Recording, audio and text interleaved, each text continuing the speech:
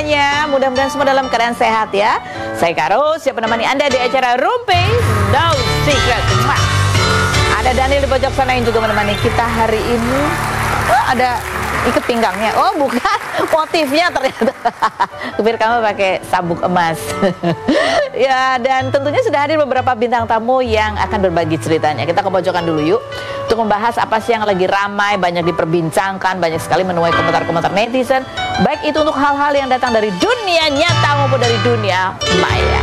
Baik, yang ini salah satu hal berkaitan dengan kejadian yang menjadi perhatian dunia, yaitu kebakaran yang terjadi di Los Angeles gitu ya. Ini kebakaran yang wow, luar biasa besar sekali. Sejauh ini dikabarkan ada 7 korban meninggal dan ada, aku nggak tahu apa sih hitungannya, puluhan ribu atau ratusan ribu rumah itu yang terbakar habis, termasuk perumahan elit mewah di sepanjang Pacific Palisades, yang biasanya tuh kalau misalnya film-film Hollywood tuh kadang suka ada tuh digambar tuh rumah-rumah mewah para artis, orang-orang kaya itu habis rata ya.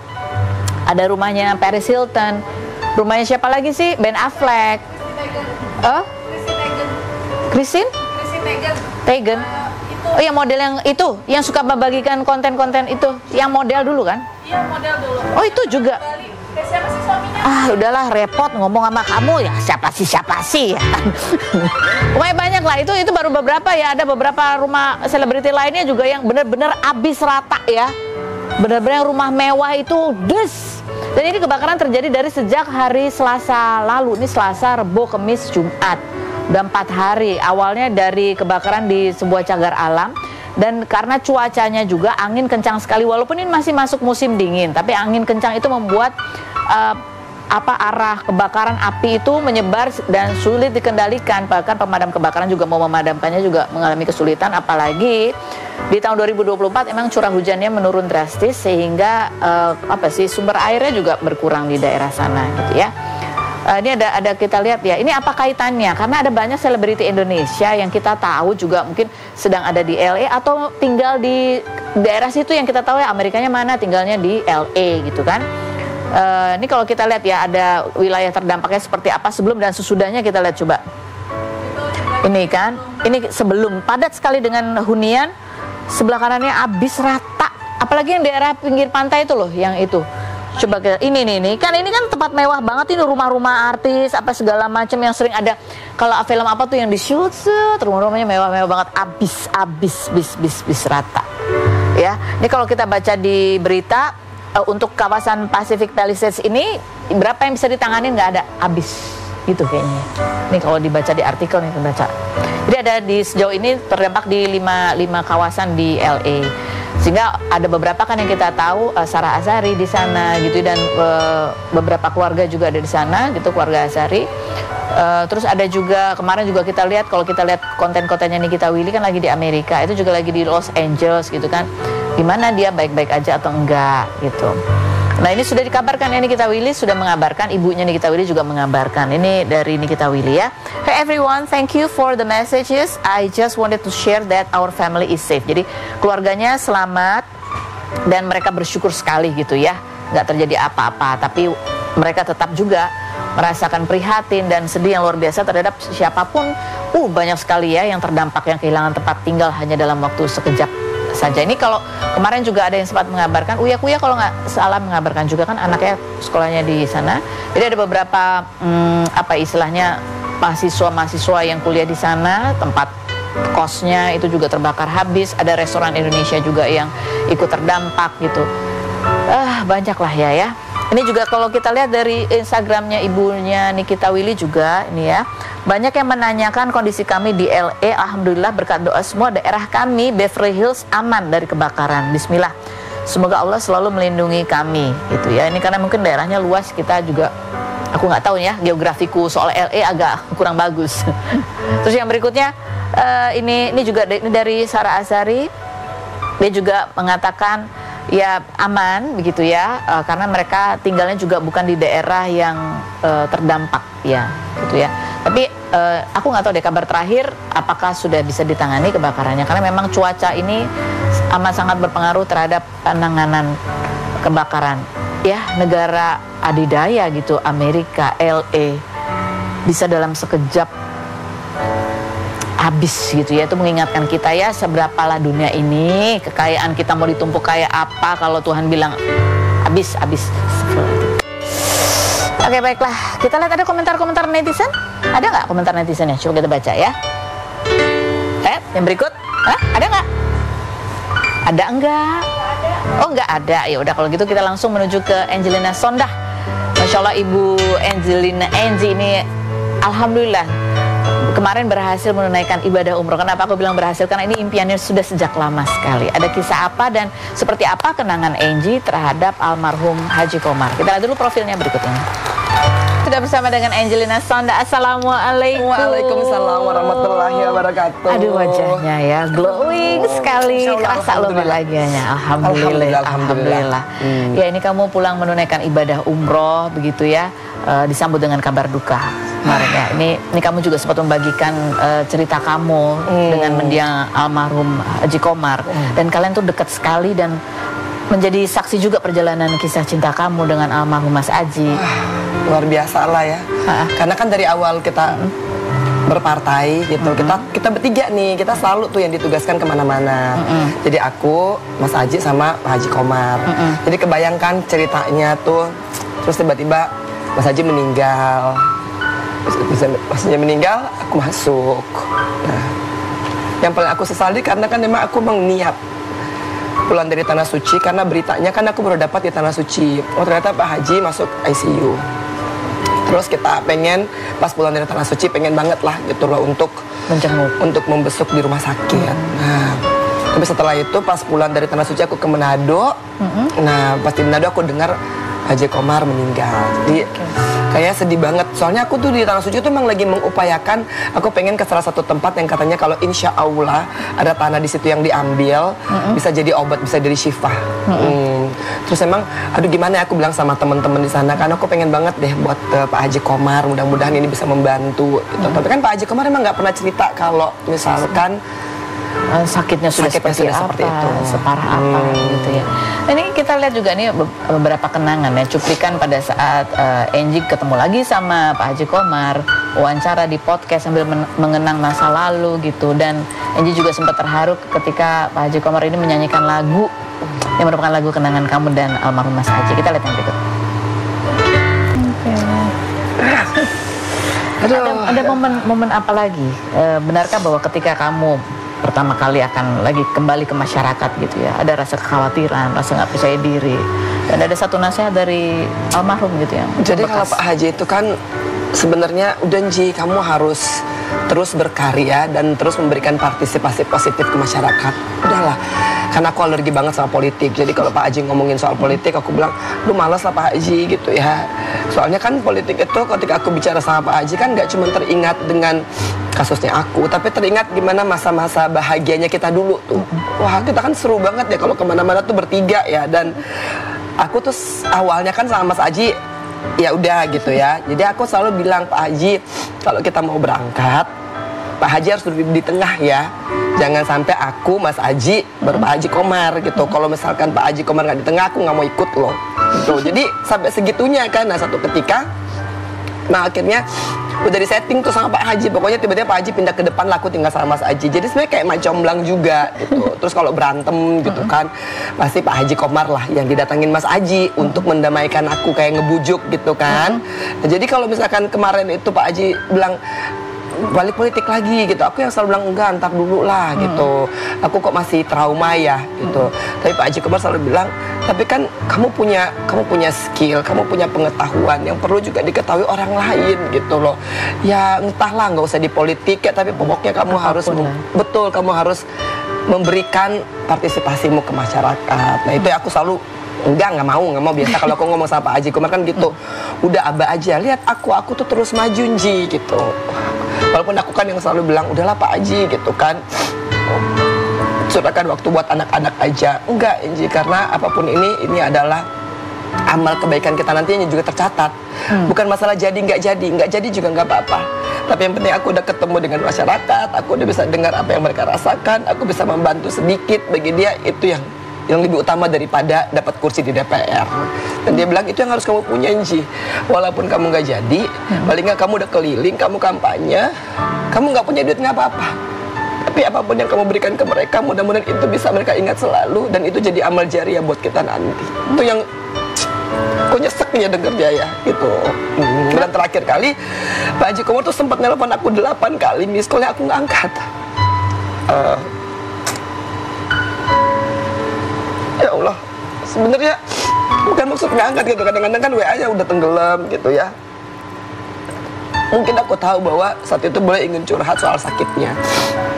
Karena kan awal pas waktu podcast sama aku itu, almarhum bilang, "Nji, aku udah bersih, alhamdulillah," gitu lah. Jadi kita udah nggak pernah bahas lagi itu. Nah, sampai akhirnya dia telepon aku, mungkin aku sibuk banget gitu sampai nggak kelihatan. Kadang-kadang kan kalau misalkan WA itu udah nggak bisa kecatat ya. Nah, dan terakhir aku dapat kabar di grup gitu kan, grup mantan Komisi 10 kita DPR RI, Pak Haji Komar lagi sakit. Aku bilang, iya tungguin aku ya, nanti aku balik gitu kan, aku pengen juga ke sana gitu. Tapi takdir berkata lain, aku nggak sempet juga ikut pemakamannya karena pesawat aku dari Manado jam 7 pagi, sampainya baru jam 10. Abah tuh dikebumikan jam 9, jadi aku bela-belain pas aku mendarat aku langsung ketemu Teteh, istrinya Pak Haji Komar, dan ngeliat anak bungsunya Pak Haji. Ya Allah, Kenapa? saya jadi terenyuh aja karena melihat ketika saya dulu ditinggal, anak-anak masih kecil, dan saya kan baru tahu kalau Pak Haji itu punya anak yang masih umur 9 tahun. Tuh, lihat ya Allah, saya bilang, udah Teteh ya, pokoknya Teteh yakin Allah yang punya anak-anak kita. Pak Haji katanya kan emang pengen banget gitu berjuang untuk sehat karena pengen ngeliat anaknya yang paling kecil ini. Oh, jadi pas saya lihat kemarin ya Allah, saya bilang, Allah yang jaga, Allah yang kasih rezeki. Allah kalau udah berjanji gak akan pernah ingkar. Teteh jalanin, karena saya sendiri menjadi bukti bahwa Allah itu tidak akan pernah membiarkan aku dan Kianu, dan itu akan terjadi kepada Teteh. Jadi kalian saling menguatkan. Iya, saling menguatkan. Tadi kan di postingan kamu juga kamu menulis selain kenangan juga, ya kamu mengucapkan Abah sekarang almarhum sudah bertemu dengan almarhum Mas Haji. Ya sedih aja, soalnya kan sebenarnya perjalanan kita tuh kocak banget gitu. Kadang-kadang Haji tuh cemburu gitu loh sama Komar kan, sampai kita kalau bercanda, ya apaan sih? Memang aku deket banget sama Pak Haji. Jadi kalau misalkan aku nggak bisa diteleponin, Mas Haji pasti selalu ke Pak Haji Komar. Aku nggak mau ketemu sama Komar gitu kan. Sampai aku menikah pun, itu karena Pak Haji Komar bilang harus ada yang ngalah Lanji. Harus ada yang ngalah, kalian berdua tuh. Mungkin aja cerita gitu loh bahwa dia sayang sama aku gitu loh. Aku kan selalu bilang, udah deh nggak usah ditambah-tambahin. Enggak, Haji tuh sayang banget sama kamu gitu. Nah aku kan ngerasa akhirnya mau gombal-gombalan aja gitu ya. Tapi akhirnya aku pun luluh karena Pak Haji Komar meyakinkan bahwa Haji tuh sayang banget, Haji tuh cinta banget gitu loh. Bahkan di setiap kali mereka ngobrol tuh katanya, ya udah bilangin sih main gitu loh. Nah itu yang selalu membuat aku tuh merasa, ya Allah, ya udah deh, udah bertemu di sana berdua pasti ketawa-ketawaan lah, udah Bismillah lah mereka lah. Insya Allah husnul khotimah Pak Haji. Amin, amin. Dan yang penting kan Pak Haji udah nggak sakit lagi, karena ternyata kata istrinya itu sakitnya luar biasa. Ya almarhum itu kan selalu tersenyum ya. Terakhir kita ketemu juga di sini gitu, selalu tersenyum dan juga selalu membagikan kontennya ya. Ingat nasihat Abah, ingat gitu. Pesan Abah, ingat pesan Abah gitu. Itu juga kayak membuat kamu tergerak juga, kamu bikin konten juga sharing.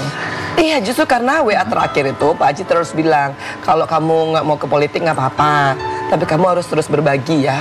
Kamu harus terus memberikan ilmu-ilmumu, sharingkan pengalamanmu, supaya yang lain itu tidak menjadi seperti kamu dan bisa mengambil hikmah dari perjalanan hidupmu.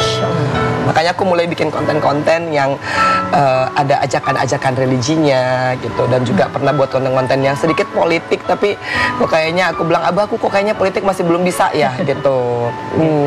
Nah sekarang kita tunjukkan yang berikut nih untuk selanjutnya. Diizinkan yang kuasa bertambah usia di pesawat menuju rumah. Masya Allah. Nih aku lihat ini, aku ikut seneng banget gitu, karena aku tahu kamu udah lama sekali berharap bisa melaksanakan ibadah umroh, dan alhamdulillah Allah jabah. Kalau ini Allah luar biasa dalam kehidupan aku. Allah, aku nggak pernah ngebayangin Allah kasih hadiah di ulang tahun saya yang ke-47 di atas pesawat. Setelah itu jam 4 subuhnya tiba di Jeddah, jam 7 paginya di habis dari Jeddah kita ke Madinah, baru kita ke Mekah. Jadi ke 4 kota. Ya Allah, sampai aku tuh merasa ini yang nggak pernah aku rencanakan. Nggak pernah direncanakan. Sama sekali nggak pernah direncanakan akan ulang tahun di atas pesawat sampai ke Mekah, sampai ke Madinah bersama Kianu. Ya Allah. Makanya aku selalu bilang jangan pernah putus berdoa, jangan selalu lelah berdoa, karena ternyata Allah ngabulin mungkin setelah 13-14 tahun ini. Dan Masya Allah, Allah kabulkannya lebih, Masya Allah, indahnya berlipat-lipat. Bukannya indah lagi, tapi luar biasa. Aku dapat umroh di malam tahun baru di tanggal 1 Rajab. Nggak pernah ada dalam bayanganku. Dan nggak pernah aku rencanakan. Aku juga nggak pernah tahu kalau nanti bakal umroh di tanggal 1 Rajab. Jadi Allah memberikan kesempatan kepada aku untuk berdoa di waktu di mana Allah tidak akan menolak doanya, di tempat di mana Allah gak akan nolak doanya. Dan di saat aku ibadah umroh, tawaf, itu pun doa tidak akan tertolak. Jadi Allah ngasih 3 kado luar biasa, Masya Allah, Masya Allah. Jadi aku nggak pernah habis pikir kenapa Allah merencanakan sebegitunya. Karena ini semuanya dadakan juga.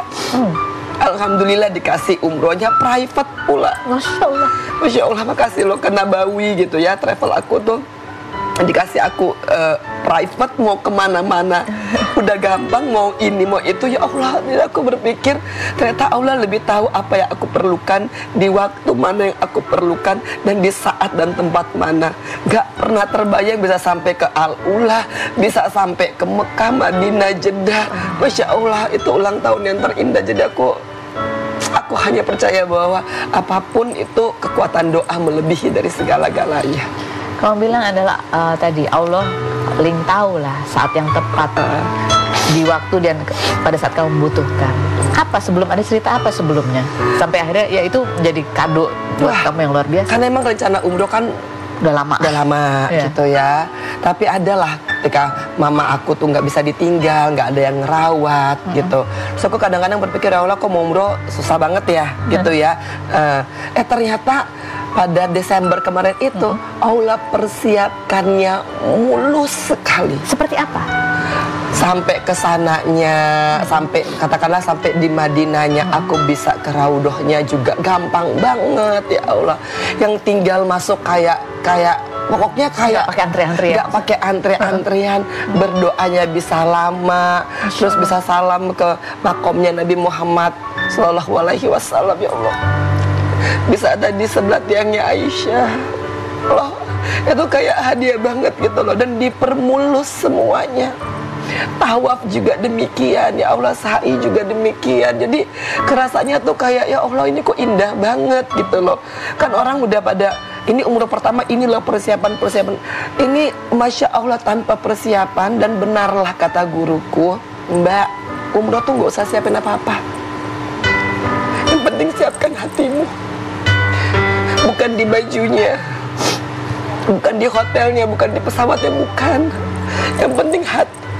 Dan benar Allah menjawab hatiku. Aku gak minta semuanya, Allah kasih. Ya Allah, itu benar-benar luar biasa. Makanya ketika umroh yang dibutuhkan hanyalah wadahnya, hati. Allah jadikan semuanya indah. Mau ngapa-ngapain gampang. Kianu gak rewel, Masya Allah.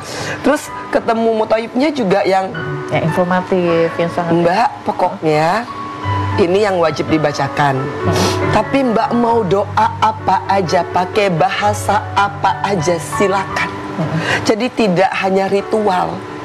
Karena sesungguhnya yang diperlukan adalah kemelekatan hati dengan Sang Pencipta ketika engkau ada di tempat itu. Masya Allah. Kita lihat cuplikan beberapa perjalanan umrohnya Angelina Sondah. Merinding ya kalau lihatnya ya. Iya, masih berasa banget pasti. Aduh, Karena apa ya? Karena ternyata aku tuh cuman gak habis pikir tuh aku mandangin Ka'bah. Ya Allah, terus di Nabawi juga. Ya Allah, ini hal yang gak pernah aku bayangkan. Dan benarlah, ternyata umroh itu bukan masalah duit, bukan masalah orang kaya. Umroh itu cuma masalah kapan Allah akan memanggilmu ke sana. Dan ketika Allah memanggilmu ke sana tuh semua dijadikan gampang. Aku pergi tuh hanya berempat. Aku, Kianu, asistenku, sama mantan manajerku. Ya. Terus kayak, ya Allah kok kita bisa begini ya. Sampai kita pun udah kehabisan kata-kata. Kenapa Allah menghadiahkan kita begini. Dan akhirnya guru aku mengatakan, makanya Mbak, ketika kita dihina, ketika kita dizolimi, gak usah terlalu sedih dengan penzoliman itu, gak usah terlalu sedih dengan penghinaan itu. Harusnya senang, bangga, bahagia, dan berkata, ya Allah, aku akan dapat kado apa ya ketika aku diginiin orang. Dan Allah nyatakan, luar biasa Allah membuat semuanya menjadi perfect. Dan ini gak ada yang bisa terbayangkan sebelumnya.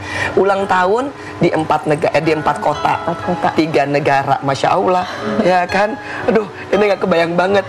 Terus pokoknya ibadahnya juga lancar, dapat mutoibnya juga enak banget. Habis itu tinggal jalan-jalan.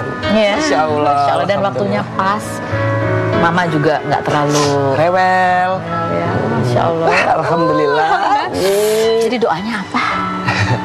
Doanya terus terang hanya bersyukur. Hanya bersyukur. Hanya bersyukur, ya Allah. Udah nggak berani minta apa-apa lagi. Karena ketika aku nggak minta aja Allah kasih. Gitu. Ternyata tuh semua cuma masalah hati. Tapi setelah udah tawaf ke-6, tawaf ke-7, bersyukur, ada lah yang kita mintakan. Tapi ingatlah, kalau yang namanya seorang ibu, pasti 80% mintanya soal anak. Mintanya soal anak. Kita yang penting anaknya menjadi qurrata ayun. Itu udah paling oke. 20%-nya baru permintaan kita. Masya Allah. Ya Allah siapkan hadiah kalau kita ya menjalaninya juga dengan sabar, dengan sukacita selalu gitu ya. Ketika dihina, dicaci, ada haters ya. Betul. Nah, barangkali ini juga yang sedang dialami oleh Novia Bahmid nih ya. Dia baru kali ini katanya, baru kali ini dia pusing, dia punya haters. Dan itu cukup membuat stres ya. Kita lihat dulu profil Novia Bahmid berikutnya.